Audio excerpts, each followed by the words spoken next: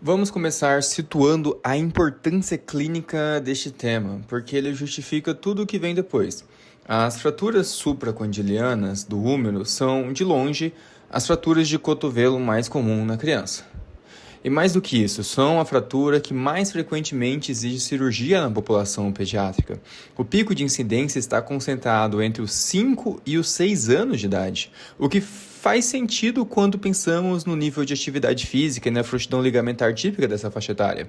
Repare que estamos falando de um problema de altíssimo volume. Bancos de dados americanos registram mais de 10 mil dessas fraturas por ano só nos serviços de emergência. Desses casos, cerca de 24% acabam indo para tratamento cirúrgico, e a imensa maioria desses procedimentos, em torno de 87%, é de redução fechada. Nós estamos vendo aqui todo o livro, no capítulo 14 do Rockwood Kids. Aqui na figura 14.1, ela mostra graficamente que a taxa de tratamento cirúrgico, especificamente a redução fechada com a fixação percutânea, vem aumentando de forma estatisticamente significativa ao longo dos anos. Ou seja, a tendência da especialidade caminhou claramente na direção de estabilização da cirurgia da fratura desviada. Apesar de todo esse volume, é importante o especialista entender que muita coisa ainda é discutível. Na última década, foram publicados mais de 500 artigos revisados por pares sobre fraturas supracondilianas, e ainda assim não existe consenso em diversas áreas do tratamento. Há um dado que ilustra bem isso. Numa pesquisa com 88 perguntas aplicada a 35 cirurgiões ortopédicos pediátricos, só se chegou à concordância em 27% das questões. Então, mesmo um tema tão estudado convive com grande variabilidade prática. Outro ponto relevante diz respeito a quem trata essas fraturas. Estudos comparando cirurgiões com treinamento específico em ortopedia pediátrica e cirurgiões gerais não mostram diferença significativa na taxa global de complicações. Porém, os pacientes operados por cirurgiões sem essa formação tiveram cerca de 4 vezes mais chance de fixação insuficiente e 10 vezes mais chance de serem submetidos a uma redução aberta. Não por acaso, há uma tendência crescente de essas lesões serem encaminhadas a especialistas de ortopedia pediátrica, com o centro relatando aumento de mais de 100% nesse encaminhamento ao longo de 10 anos.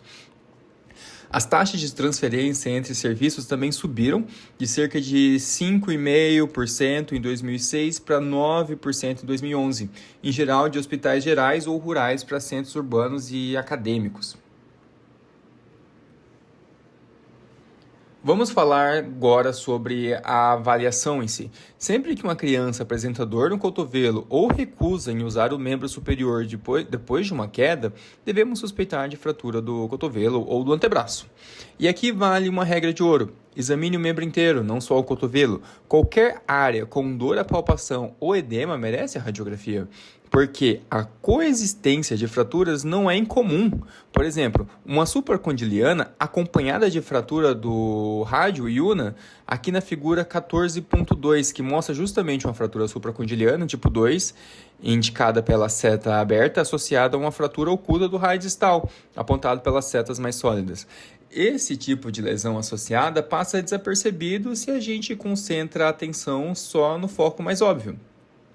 No diagnóstico diferencial da criança com dor aguda de cotovelo e que não usa o braço, devemos lembrar de fraturas de pronação dolorosa, o cotovelo de babá, artrite inflamatória, infecção e etc.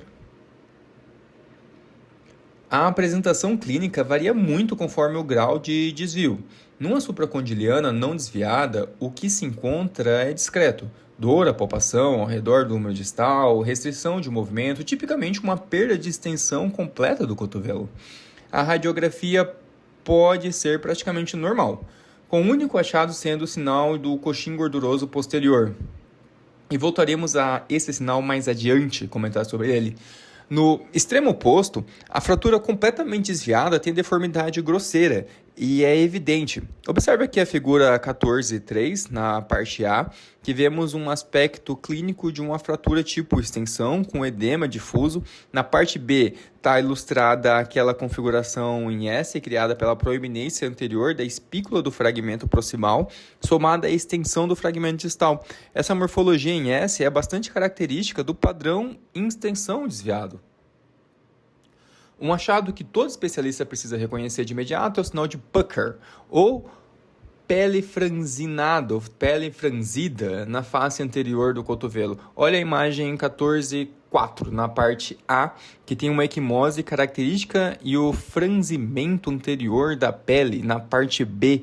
Em perfil, vê-se que a pele franzida, apontada aqui pela seta, no ponto em que a espícula penetrou o subcutâneo. Esse sinal acontece quando o fragmento proximal perfura o braquial e a face anterior do cotovelo, que engata na derme ali profunda e recua, franzindo a pele. A mensagem clínica é direta. O sinal de Pucker indica dano significativo de partes moles. E há um ponto médico-legal importante aqui. Se houver qualquer sangramento de uma ferida pontiforme nessa região, a lesão tem que ser tratada como uma fratura exposta daí. Todos os pacientes devem ter exame motor, sensitivo e vascular completos. Sei que isso é desafiador na criança pequena, mas justamente por isso tem que ser feito de forma minuciosa e, sobretudo, registrado com precisão no prontuário. No componente sensitivo, o livro recomenda testar os territórios distintos do nervo radial. No primeiro espaço interdigital dorsal, aqui entre o polegar, né, e o segundo dedo. O nervo mediano na polpa do dedo indicador, aqui embaixo, no segundo dedo indicador, na face palmar, e o nervo ulnar na face ulnar da polpa do dedo mínimo. Se a criança não coopera ou tem alteração do estado mental no momento, existe a possibilidade de enrolar um pano úmido na mão e avaliar o enrugamento da pele depois de um tempo. Mas área sem inervação sensitiva, a pele não enruga. Vale registrar, contudo, que o próprio texto reconhece que esse teste, na prática, raramente é usado. No exame motor, o raciocínio é mapear cada nervo por função-chave. A extensão de dedos, punho, polegar avalia o nervo radial. A flexão da interfalângica distal do indicador e a flexão interfalângica do polegar avalia o nervo interósseo anterior, tá? O AIN, que é ramo do mediano e tem importância especial nessas fraturas. A força de flexão dos dedos reflete o mediano de forma mais ampla e a função dos interósseos reflete o nervo ulnar.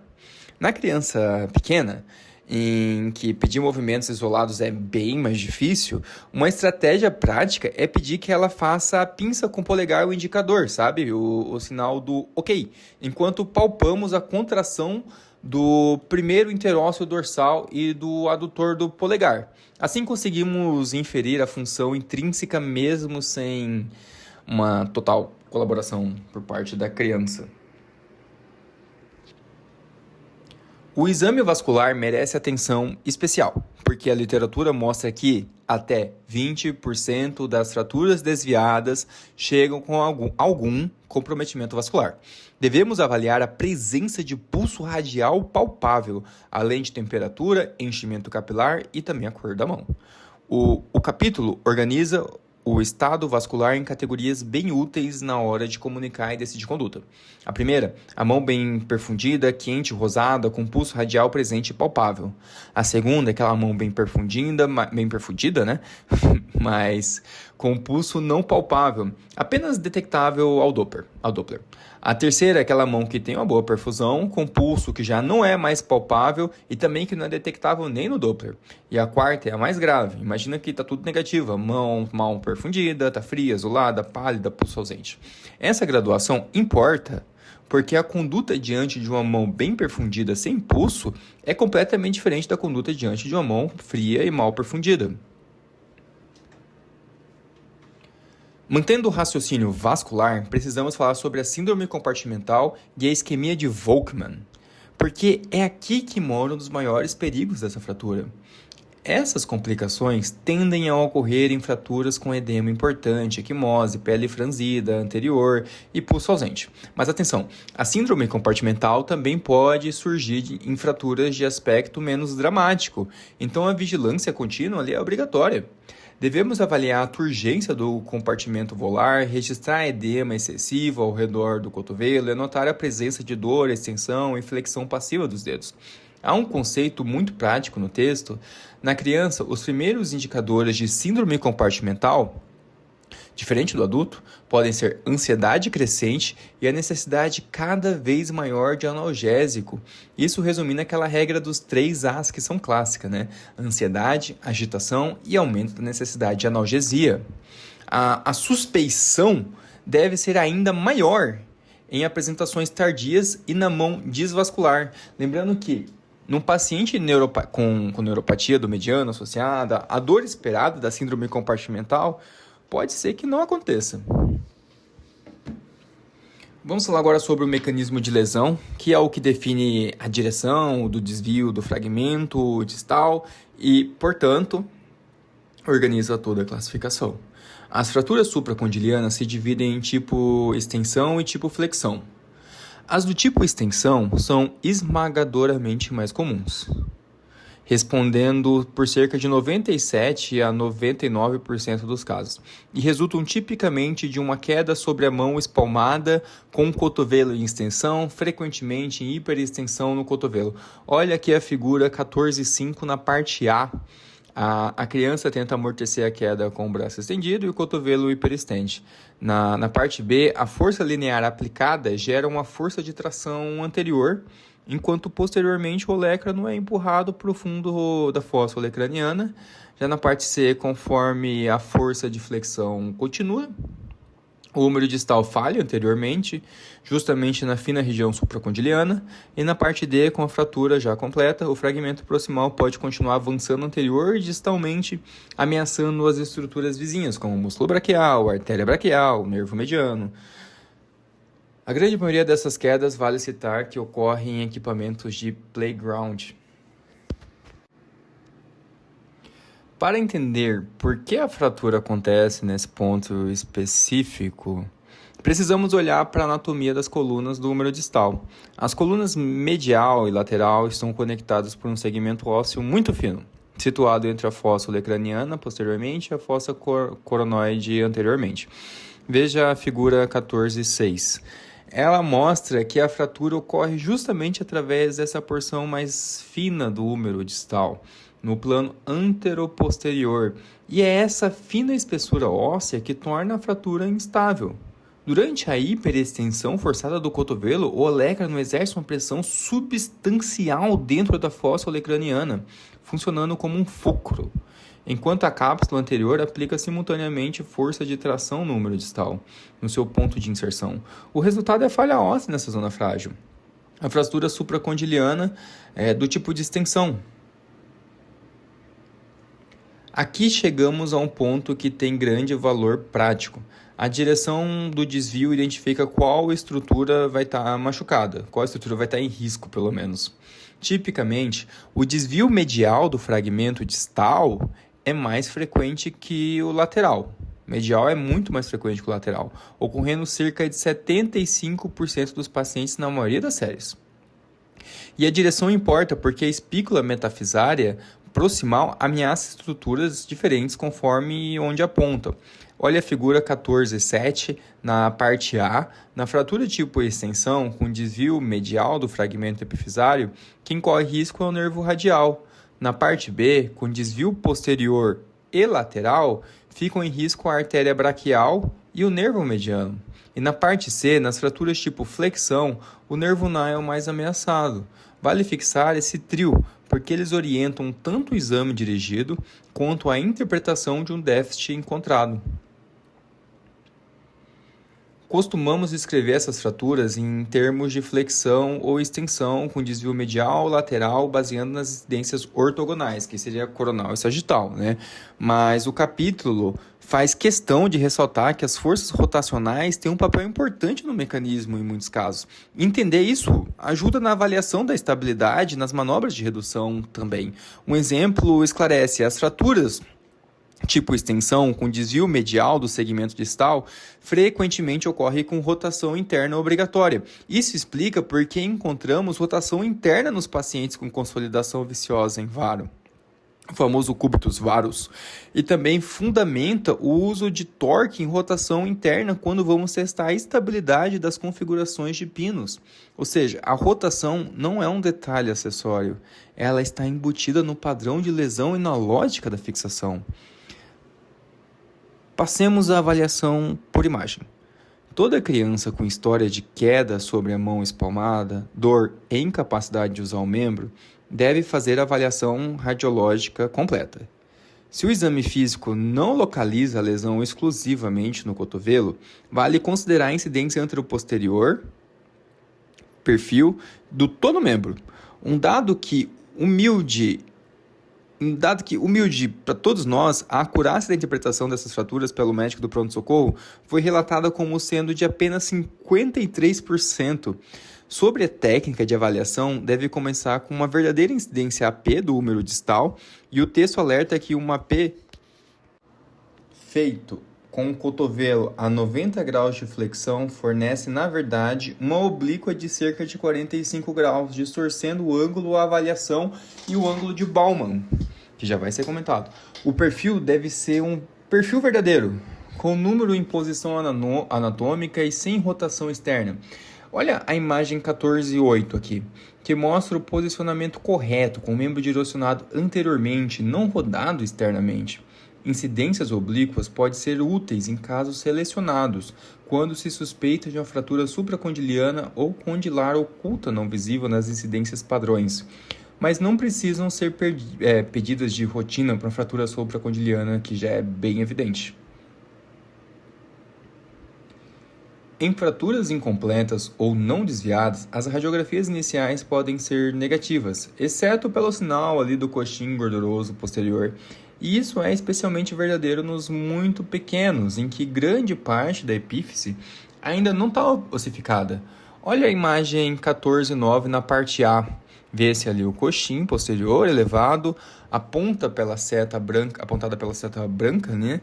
E a clássica imagem em ampulheta das fossas coronoides e olecranianas, que num cotovelo normal sem fratura desviada parece levemente inclinada para a anterior. Na parte B, há outro exemplo de coxim elevado.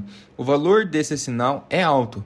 Uma série de pacientes com dor traumática e coxim posterior, mas sem fratura visível, encontrou que 53% tinham supracondiliana e 26% fratura da una proximal, 12% fratura do côndilo lateral e 9% fratura do colo do rádio. Uma meta-análise mais recente de 10 trabalhos apontou que 43% dos pacientes com um sinal de coxim gorduroso posterior tinham supracondiliana oculta. A lição é clara: coxim posterior elevado, mesmo sem traço visível, é fratura, até porque se prova o contrário já vai imobilizar a criança, né? O perfil é a incidência em que os mais apoiamos para identificar a angulação e guiar a decisão, e a estrela do perfil é a linha humeral anterior. A linha humeral anterior, ou HL, num perfil verdadeiro, deve cruzar o capítulo, tá? Mas o capítulo traz uma nuance importante que desfaz um dogma antigo. Hermann demonstrou que no cotovelo normal, a linha humeral anterior passa pelo terço médio do capítulo em apenas 52% das vezes nas crianças abaixo dos 10 anos de idade. Em menores de 4 anos, a linha humeral anterior tem a mesma probabilidade de passar pelo terço anterior do capítulo e pelo terço médio. Olha a figura 14.10 que ilustra exatamente isso. A linha humeral anterior deve cruzar o capítulo, mas não necessariamente pelo terço médio, como antes se acreditava. Já Ryan e colaboradores mostraram que em todas as crianças de 5 anos ou mais, a linha humeral anterior deve cruzar o centro do capítulo. Na fratura supracondiliana, tipo extensão, o capítulo fica posicionado posteriormente a essa linha. Lembre-se também que, daquela ampulheta levemente inclinada para a anterior, que ajuda a diagnosticar fraturas com discreta extensão. O ângulo de Bauman. O segundo grande parâmetro radiográfico é o ângulo de Bauman, também chamado de ângulo húmero-capitelar. Ele é formado pela linha do longo eixo da diáfise humeral e pela linha da fise capitelar, e a faixa normal fica em torno de 9 a 26 graus. Veja a figura 1411, que mostra como o ângulo é construído entre a perpendicular ao longo eixo do húmero e a linha fisária do côndilo lateral. É preciso ter humildade com esse ângulo, porque sua interpretação tem variabilidade intra e inter-observador. Num relato com 5 observadores, houve diferenças de 7 graus na medida do mesmo ângulo. Com regra geral, considera-se aceitável um ângulo de Bauman de pelo menos 10 graus. E o ponto clínico mais importante, uma diminuição do ângulo de Bauman em relação ao cotovelo não lesado, indica que a fratura está em uma angulação em varo. Esse é um sinal sutil, e a queda do Bauman pode também indicar cominuição medial.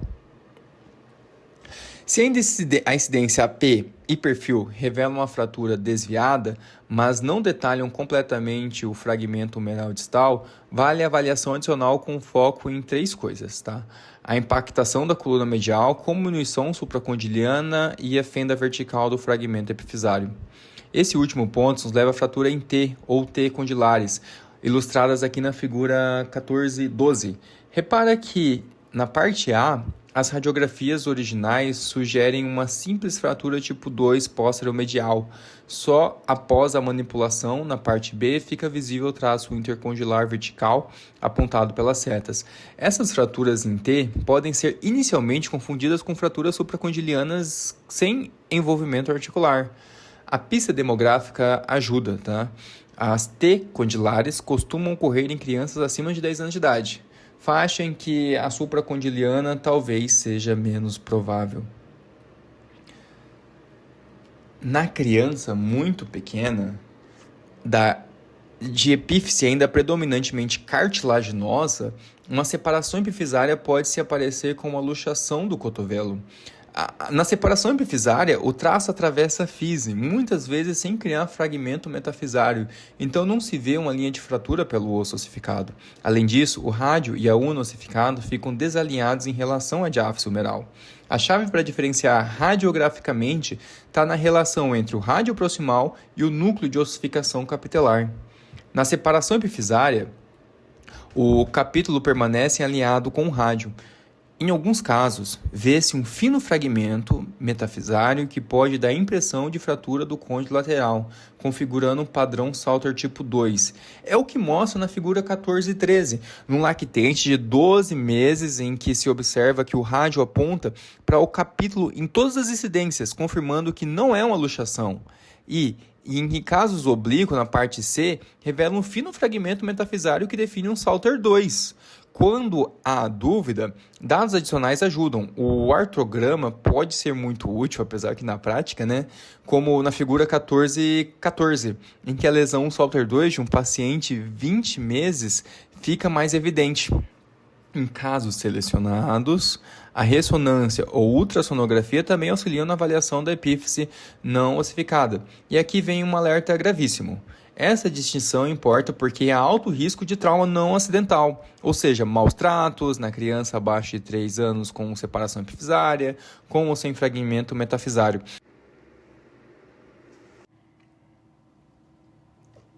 Antes de entrar na classificação, 2 cuidados com variantes anatômicas normais são importantes e ressaltados para não cair armadilha.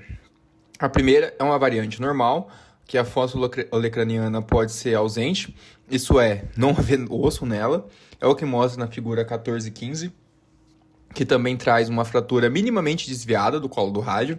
E a segunda variante é o processo supracondiloide, presente em algum grau em cerca de 1,5% dos cadáveres adultos, que não deve ser confundido com patologia de fratura. Veja a figura 14.6 com o processo supracondiloide na incidência P na parte A e no perfil na parte B. Vale lembrar que essa variante pode, ela mesma, ser sítio de compressão do nervo mediano. Reconhecer essas variantes evita tanto sobre o diagnóstico de fratura quanto confusão na leitura de algumas imagens. Iniciando sobre os pontos mais importantes agora, sobre classificação, aqui nós vamos falar sobre Gartland 1. O tipo 1 é a fratura não desviada ou minimamente desviada, com menos de 2 milímetros sem alteração da linha humeral anterior. Em geral, envolve rotura do periósteo anterior, e o coxim gorduroso posterior pode ser o único achado radiográfico. Os critérios são a fossa olecraniana íntegra, ausência de desvio medial lateral, ausência de colapso da coluna medial e Baumann normal. Veja a figura 14 e 17, que ensina a decisão pelo perfil. Na parte A, um típico 1, tá? A linha humeral anterior claramente cruzando o capítulo, tratável com gesso e cotovelo e máximo de 90 graus. Na parte B, embora tecnicamente tipo A, a linha humeral anterior toca o capítulo, há risco de desvio, pois a ampulheta não está inclinada para a anterior e a cortical posterior está quebrada, caso que exige um acompanhamento mais próximo daí. O tipo 2 envolve rotura mais significativa do periósteo anterior e, no mínimo, fratura da cortical anterior. É uma deformidade de plano sagital puro, com desvio maior que 2 milímetros e cortical posterior está íntegra. Porém, ela tem uma dobradiça, tá? Um lado fica ok e o lado fica quebradinho. A linha humeral anterior costuma ficar anterior ao capítulo. Veja a figura aqui 14 e 18, que a linha humeral anterior passa ao capítulo na parte A, o Baumann íntegro na parte B e a redução da linha humeral anterior voltando a cruzar os capítulos na parte C e D. Mas em fraturas levemente anguladas, a linha humeral anterior pode até interceptar o capítulo, como na figura 14 e 19, descrita como caso limítrofe entre tipo 1 e 2. Se houver rotação significativa no plano coronal ou transverso, passa a ser tipo 3, por isso muitos vão subdividir o tipo 2 em 2A, sem rotação, sem translação, e 2B com rotação e translação. O tipo 3 é a fratura desviada com grau variável de contato cortical. O periósteo está extensamente roto no lado da tração, e as fraturas frequentemente vêm com lesões de partes moles e neurovasculares mais comumente nesse mesmo lado. Tipicamente tem extensão do plano sagital e rotação no plano frontal e transverso, com o fragmento distal se deslocando diretamente posterior-medial e posterolateral, afastando-se a tração. Olha a figura 14 e 20 no AP, com a sobreposição dos fragmentos, e a figura 14 e 21 no perfil, sem continuidade cortical significativa. É um padrão claramente instável, e a associação com lesão neurovascular reforça o exame minucioso e o tratamento cirúrgico. O tipo 4 é a fratura desviada com disrupção circunferencial presumida do periósteo, resultando em instabilidade multidirecional. Pode vir da lesão inicial, mas também de manobras de redução excessivamente vigorosas, com disrupção iatrogênica do periósteo. Além disso, pode ser uma fratura tipo flexão mal interpretada, com o periósteo anterior já íntegro.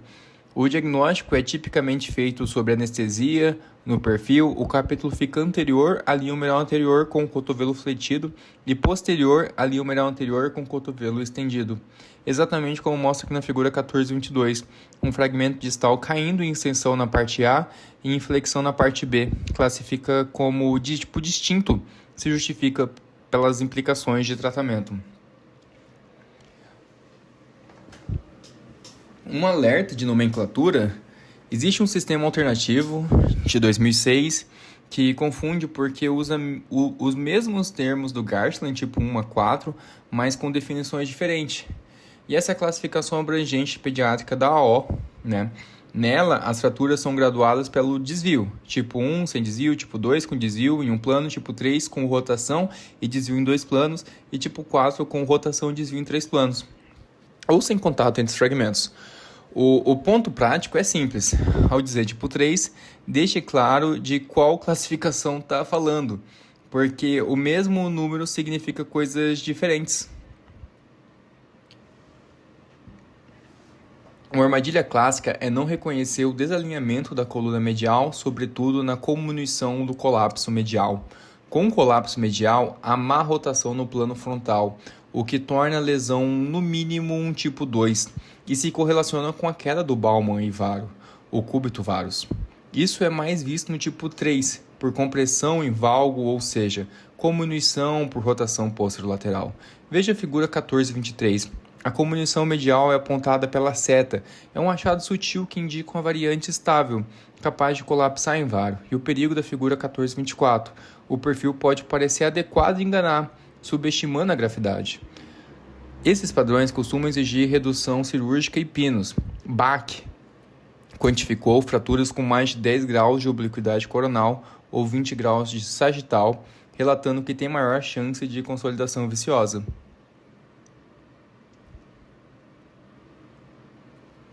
Uma visão panorâmica por tipo conforme na tabela 14.1. No tipo 1, o gesso sem redução quase sempre resolve. No tipo 2, gesso sem redução raramente. E se feito, deve-se evitar fletir além de 90 graus, com a redução fechada e os pinos cobrindo a maioria. No tipo 3, a redução fechada com pinos resolve a grande maioria, ficando a redução aberta para quando a fechada é inadequada. No tipo 4, o mesmo, pinos na maioria são com uma abertura reservada. O mapa mental é claro.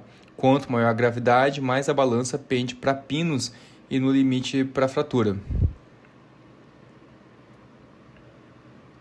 No manejo inicial, as fraturas desviadas que vão precisar de redução devem ser imobilizadas com o cotovelo numa posição mais confortável, em torno de 20 a 40 graus de flexão, que otimize a perfusão e minimize a tensão de partes moles sobre o fragmento. Se o braço está sem pulso, tração suave, somada à flexão, frequentemente o restaura. E palpar ou usar um Doppler ajuda a achar a posição melhor para a perfusão, o que é difícil se aplicar na prática, né? Cuidado com extremos, tipo flexão ou extensão excessivas, que podem comprometer a vascularização e aumentar o risco de isquemia e de síndrome compartimental. Por fim, elevar um membro acima do coração.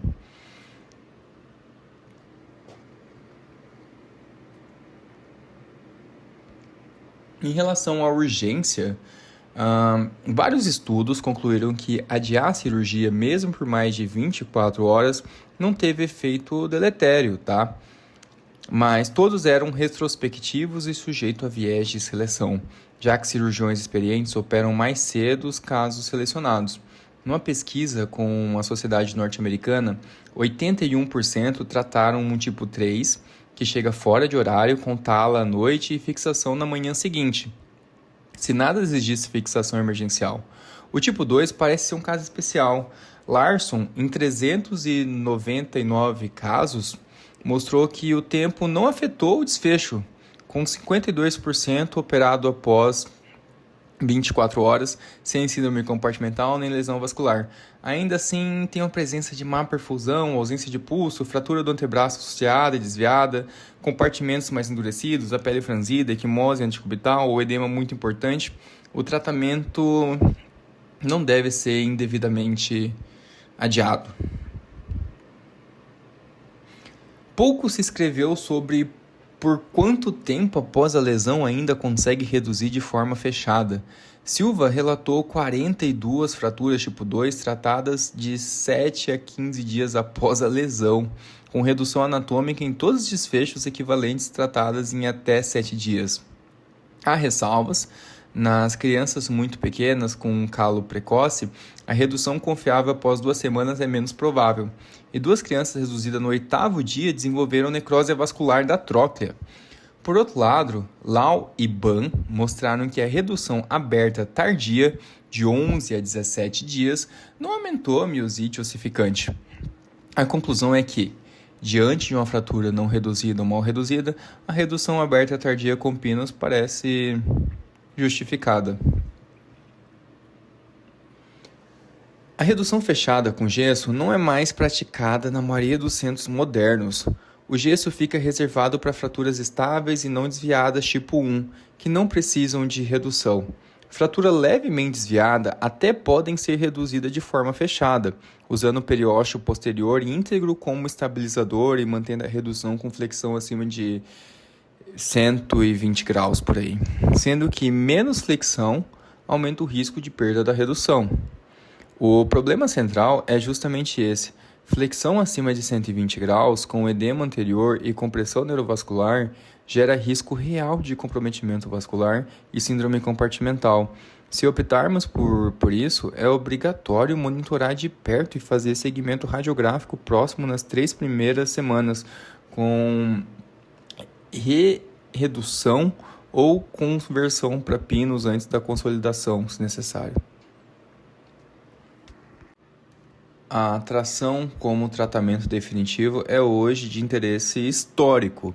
As indicações remanescentes são de exceção: falta de anestesia, contraindicação anestésica, ausência de cirurgião experiente ou feridas abertas graves. Devanini relatou que a tração na redução gradual de 8 fraturas de apresentação tardia, mas 18% precisavam de osteotomia corretiva por consolidação viciosa. A taxa de cúbito varo com tração varia de 9% a 33%. No fim, a tração é difícil de justificar economicamente pela hospitalização prolongada frente aos excelentes resultados de redução fechada com pino, que costuma exigir só uma noite de internação. Tratamento operatório, redução fechada e fixação percutânea, o CRPP. O tratamento operatório mais prevalente é a redução fechada com fixação percutânea. E para que quase todos desviados, exceto as respostas mesmo, sabe? Vale uma tentativa inicial de redução fechada, sob anestesia geral e auxílio da fluoroscopia. Corrige-se primeiro o plano frontal, com tração longitudinal e translação medial lateral do fragmento, e em seguida flete o cotovelo com força anterior sobre o olecranon, corrigindo deformidade sagital. A redução adequada se define por 4 coisas: o Baumann, acima de 10 graus numa P, o alinhamento da coluna medial e lateral nos oblíquos e a linha humeral anterior, atravessando o terço médio do capítulo no perfil. Pequenas discrepâncias rotacionais são bem toleradas pela compensação do ombro, mas a mal rotação compromete a estabilidade. Fixa-se com 2 a 3 fios de Kirchner e um alerta ao gap persistente ou sensação mole, emborrachada durante a redução, que sugere o encarceramento das partes moles. Inclui o feixe neurovascular e indicação de cirurgia redução aberta. Olha a figura 1425 na parte A, o conceito da artéria braquial e do mediano aprisionado no foco. E na parte B, uma foto intraoperatória com a artéria no loop vermelho e o mediano no loop amarelo já encarcerado. Discussão clássica, um dos debates mais importantes, é pino cruzado versus entrada lateral.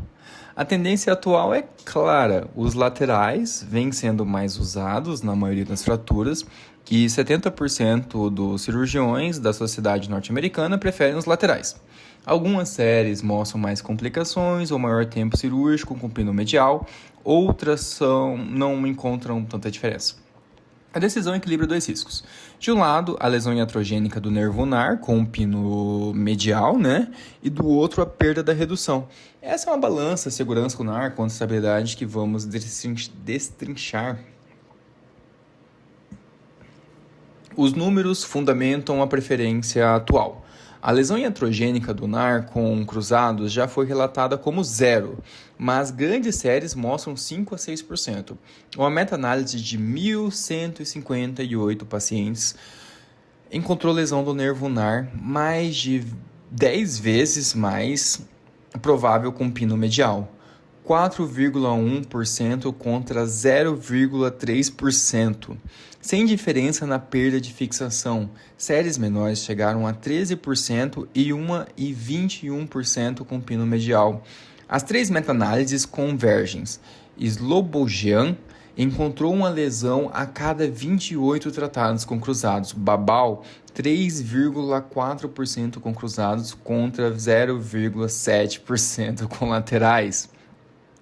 E um senhor chamado Oratanarati, risco 4,3 vezes maior com os cruzados, sem diferença em perda com a fixação e deformidade tardia ou critérios de Flynn.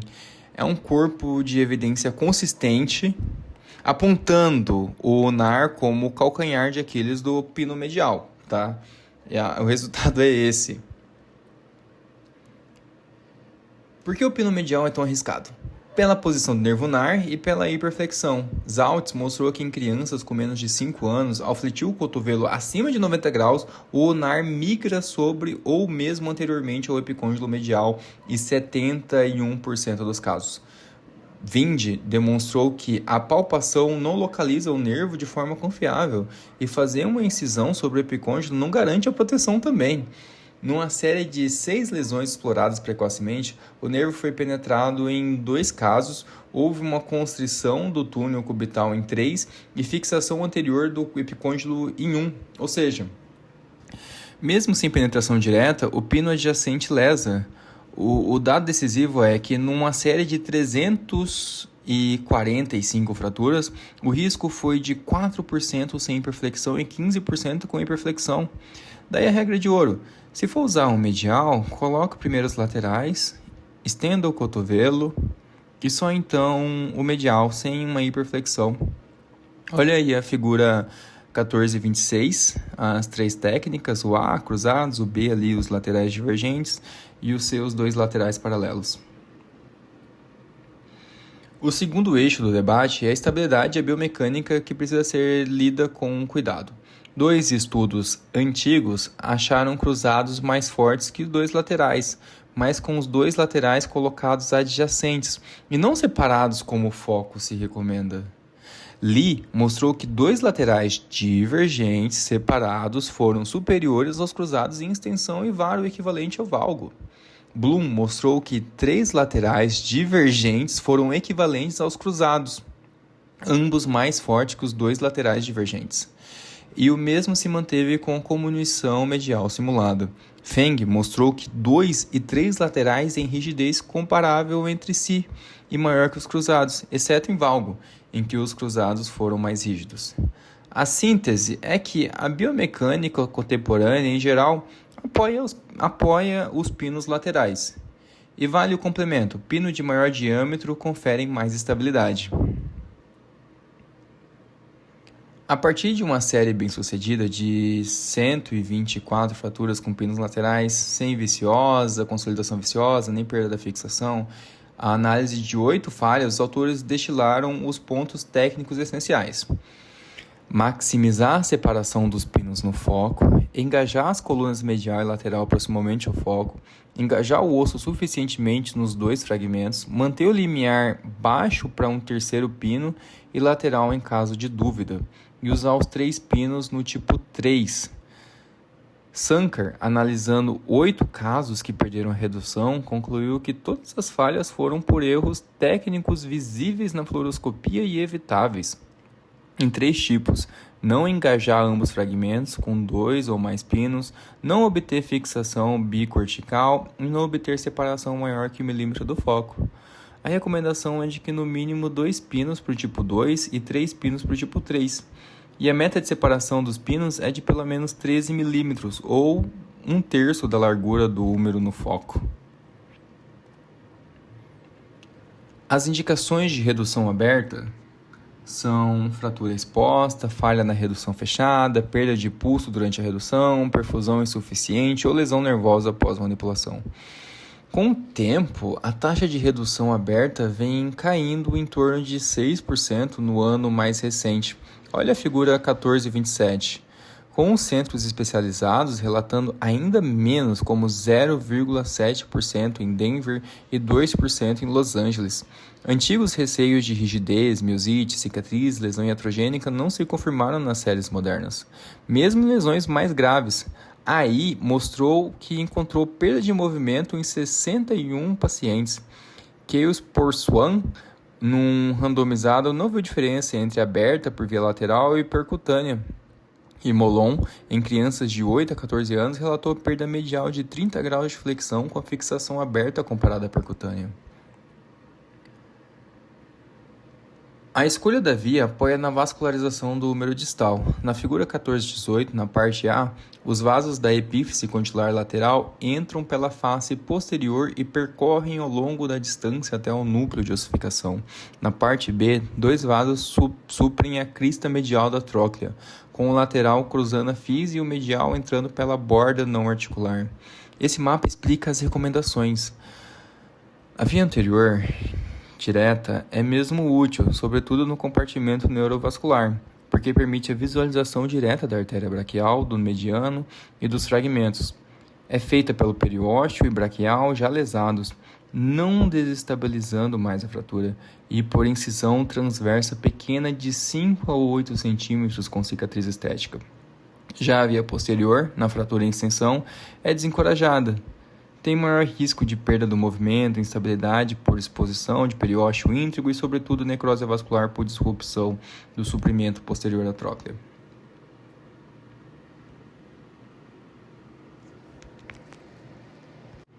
Quase acabando, no tipo 1, a simples imobilização com o cotovelo em 70 a 90 graus e o antebraço neutro costuma bastar, tá?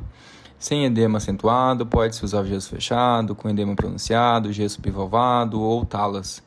Oriente os responsáveis sobre a elevação e sinais de síndrome compartimental. Em regra, não passe 90 graus de flexão. Mapes e Henricus observam a redução do fluxo na artéria braquial com pronação e flexão aumentada. Antes da tala, garanta o pulso e perfusão na posição pretendida sem imobilização constritiva. Radiografias de 3 a 7 dias avaliam desvio tardio. Se a linha anterior humeral não cruzou o capítulo, o ideal é redução fechada e pino. O alinhamento desejado é a linha humeral anterior cruzando o capítulo, Baumann acima de 10 graus ou igual ao lado oposto, e a fósfora ecraniana tem que estar íntegra. A imobilização dura 3 a 4 semanas, a fisioterapia em geral não é necessária e a literatura sugerida que o segmento de rotina pode ser dispensável. Lembre-se, a radiografia inicial é estática e edema, alteração neurovascular ou dor excessiva sugerem lesão mais grave. Além disso, a comunição medial pode colapsar em varo mesmo no gesso. O tipo 2 é o maior debate entre operar ou não. O tratamento contemporâneo da maioria é redução fechada com pino, reduz com flexão, confirma no AP, perfil e oblíqua, introduzem 2 pinos laterais cruzando o foco. A cortical posterior e o periósteo íntegro dão alguma estabilidade. E o cruzado raramente é necessário, tá? Os pinos ficam para a parte de fora da pele, retirados sem sedação em cerca de 3 semanas. Sobre o remodelamento, o húmero distal fornece só 20% do crescimento do húmero, então remodela pouco, né? Abaixo de 3 anos há algum potencial e pode-se considerar tratamento no operatório do tipo 2, em que a linha humeral anterior não cruza o capítulo. Então, se a linha humeral anterior toca, mas não cruza o capítulo, pode-se considerar um tratamento não cirúrgico na tipo 2. Já entre 8 e 10 anos, resta só 10% de crescimento e a redução e a estabilização são essenciais daí. Há entusiasmo renovado pelo gesso sem pinos em alguns tipo 2, baseado na subclassificação 2A. Só com extensão e gesso pode ser que baste. Sanders mostrou desfechos equivalentes em 2 anos, com 9% convertendo para cirurgia, McCartney 30%. Mas as séries alertam para o desvio tardio, Hadlow 23%, Park 28%, com vários estudos com falha mais provável nas mais desviadas e em braços mais largos. E é um fator social. Fleischer mostrou que crianças sem seguro retornam quase 3 vezes menos, o que compromete a detectação de desvio. Coisa da saúde lá de fora também, né? Aqui não acontece tanto isso. Depende muito. Em contraste, o tratamento cirúrgico tem resultado previsivelmente bom. Uma série de 69 tipos 2 sem perda de redução, varo ou paralisia iatrogênica. O argumento neurovascular é decisivo. O pulso se perde ao Doppler quando o tipo 2 é fletido, além de 110 graus, e o tipo 3 além de 70. Como estabilizar sem pinos exige mais de 120 graus, a pinagem dispensa essa hiperflexão perigosa. O princípio: qualquer fratura que exija mais de 90 graus de flexão para alinhar deve ser mantida por pino. imobilizada em 45 a 70 graus. Para o tipo 3, o padrão na maioria dos centros é redução cirúrgica seguida de pino, já que o desfecho com gesso são inferiores com os dos pinos, né? Hadlow documenta que apenas 61% do tipo 3 e 67% do tipo 2 foram manejados com sucesso sem pinos. E vale o reforço da segurança. Fletil um tipo 3, além de 90 graus, aumenta muito o risco de síndrome compartimental.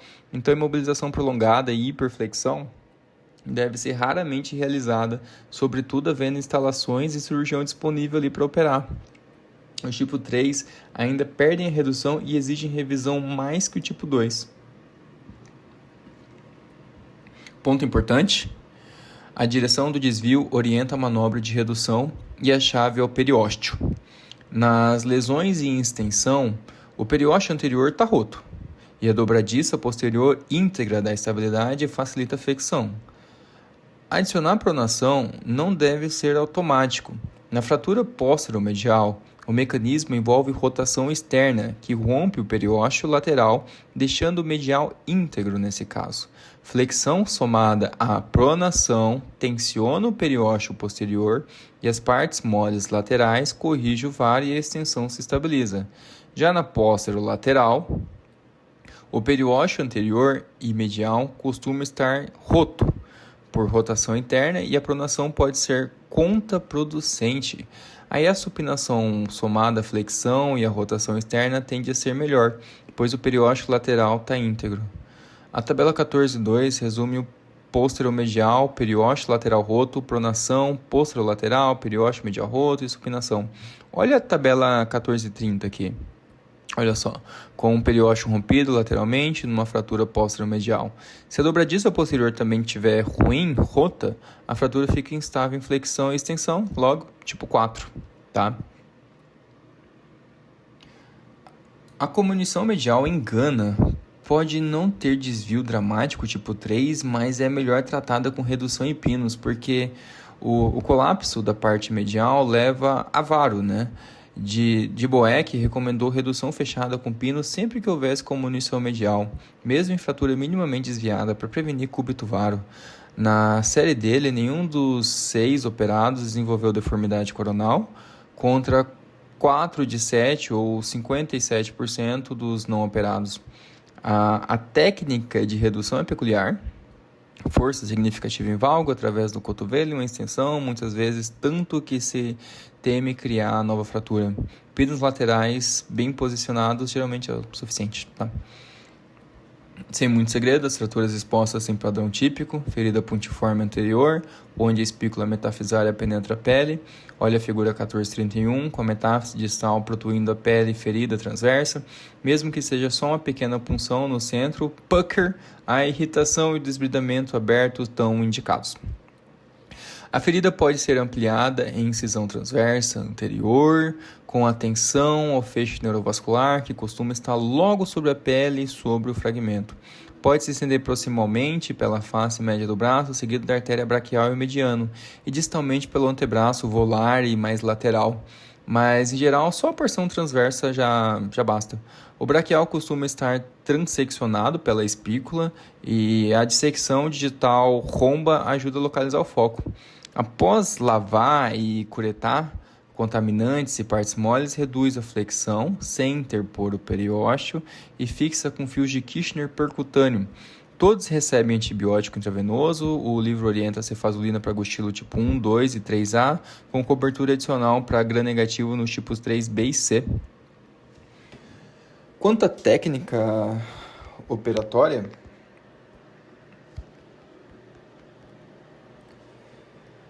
no planejamento, alguns pontos o checklist o livro traz, né? Que a mesa tem prancha de braço rádio transparente, ou usa um intensificador com apoio, o paciente fica em decúbito dorsal, com o cotovelo sobre a prancha curta, a fluoroscopia entra pela cabeceira, com o monitor do lado oposto do cirurgião. Quanto ao material, os fios de Kirchner lisos mais usados são 0,070 e 2 polegadas abaixo de 20 quilos e os de 5,70 e 4 avos acima de 20 quilos. Isso no padrão lá de fora, né? Além de Coban, feltro e espumas estéreis. Após preparar e cobrir o campo da extremidade, a aplicação de tração com cotovelo fletida em cerca de 20 graus para não tensionar estruturas neurovasculares sobre o fragmento proximal. Nas muito desviada, mantém tração significativa por 60 segundos, com o cirurgião segurando o antebraço e assistente fazendo uma contração na axila. A figura 1434, em que a seta indica a contração, com o cotovelo quase estendido, corrige o vário e valgo pela movimentação do antebraço e o desvio medial lateral por translação direta com a imagem. Em seguida, flete lentamente o cotovelo com pressão anterior do polegar sobre o olecranon, pronando nas posteromediais e supinando nas posterolaterais. A redução é checada na fluoroscopia P-perfil oblíquas, com 4 pontos, que já foi citado, mas reforçando que a linha humeral anterior deve interceptar o capítulo. Na figura 1436, o Bauman deve ser maior que 10 graus. Na figura 1437, e as colunas medial e lateral devem estar alinhadas nas oblíquas, tá bom?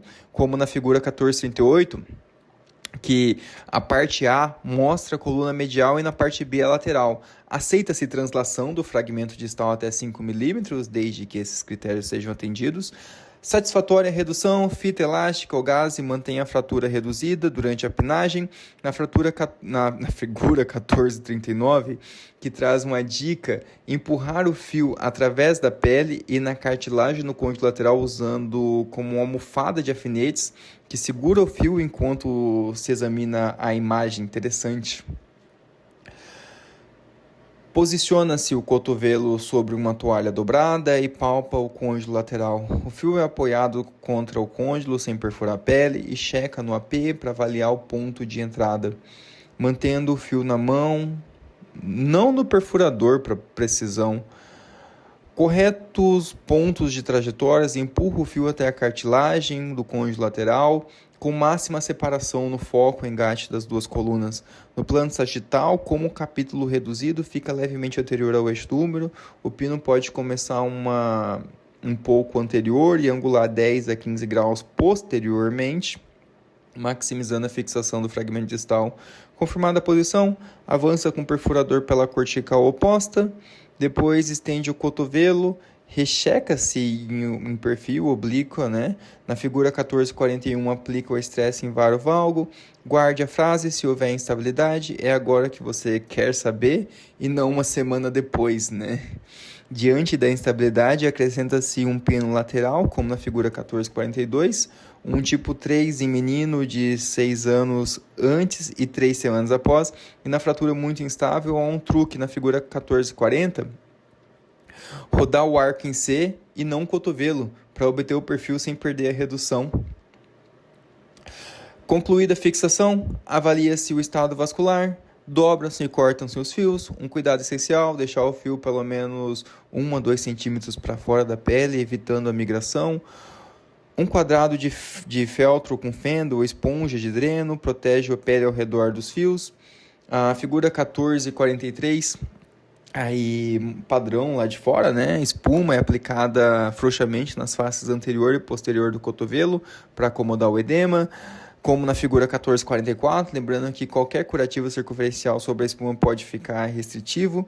Por fim, aplica o gesso com o cotovelo em 45 e a 70 graus de podifletia, 90 graus, aumenta desnecessariamente a síndrome compartimental, né?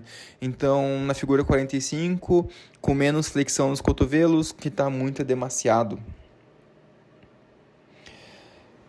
Se por acaso for optar pelo pino medial, ele vai entrar em cena raras vezes, em que os pinos laterais não estabilizam, ou quando há padrão oblíquo que impede múltiplo lateral, sabe? O teste de estresse em rotação interna ajuda a decidir a configuração cruzada. A técnica segura tem etapas claras, que vai estender o cotovelo para relaxar o nervo ulnar, né? O ponto de entrada é anterior, no epicôndilo medial, que está posterior ao plano central do húmero distal. Faz uma pequena incisão para expor e proteger a una, usa uma guia de broca para não enrolar ou angular nas partes moles para perineurais, e confirmada a posição na fluoroscopia, vai se inspecionar o epicôndilo e o nervo para garantir que não tem lesão. Impactada a angulação ao longo de todo o arco de flexão e extensão, cada passo mitiga aquele risco do nervo ulnar.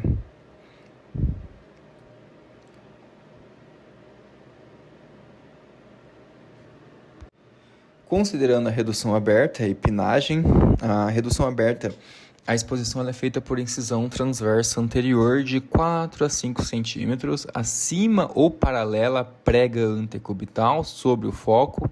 Acesso às estruturas neurovasculares é esteticamente favorável, retrai o braquial roto, identifica o feixe neurovascular proximal e distal ao foco, seguindo através da fratura e, se preciso, liberando ou extraindo o nervo e a artéria. A incisão pode ser estendida proximalmente pela face medial do braço ou distalmente pelo antebraço volar lateral, falando isso novamente. Libera-se o periósteo, frequentemente encarcerado, tá? Pode ser que fique no meio mesmo. E reduz e fixa com fio de Kirchner, como lá dito na percutânea. Quanto à anatomia, logo medial ao tendão do bíceps está a artéria braquial e o mediano fica logo medial a essa artéria. Então, a artéria braquial e o mediano, está ali, né? Se a artéria não for localizada numa mão sem pulso e mal perfundida, procura-se as extremidades laceradas, que podem estar retraídas proximalmente distalmente. Na figura 1447, aí repara-se a artéria ou reconstrói com enxerto de veias necessário, e em um passo final fundamental é liberar os compartimentos do antebraço para prevenir a síndrome compartimental de reperfusão nos casos de reconstrução da artéria e insuficiência vascular prolongada. E para terminar, para fechar os pontos centrais, a supracondiliana é uma fratura de cotovelo mais comum na criança e a que mais demanda cirurgia, com um pico entre 5 e 6 anos. O exame inicial precisa ser completo, documentado, com atenção máxima ao estado neurovascular. O sinal de Pucker deve ser notado e os sinais precoces de síndrome compartimental, os 3 As. A maioria é tipo extensão e a direção do desvio aponta a estrutura em risco. Medial para radial, posterolateral para o mediano e a artéria braquial, e flexão para ulnar, tá? Não esquece disso, por favor. Na imagem da linha humeral anterior e o ângulo de Baumann são os 2 parâmetros centrais, e o coxim gorduroso posterior denuncia fratura oculta. A classificação de Gartley modifica e organiza a conduta, com cuidados para não confundir com a O e não subestimar a comunição medial.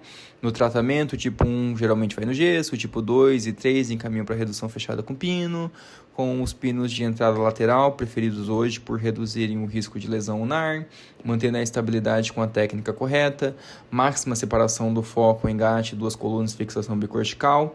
A redução aberta fica para as expostas e falha da redução e comprometimento vascular, e com a via anterior preferida, posterior desencorajada pela necrose vascular da tróclea, né? E o cuidado com a perfusão que atravessa toda a conduta, evitar a hiperflexão, reconhecer a mão sem pulso e agir sobre qualquer deterioração vascular. É esse o encadeamento: avaliar, classificar, reduzir, fixar com a técnica e vigiar a perfusão. E esse é o que define o cuidado moderno com a fratura. É bem provável que alguém tenha assistido até aqui, mas se alguém acompanhou, deixa um like aí no vídeo.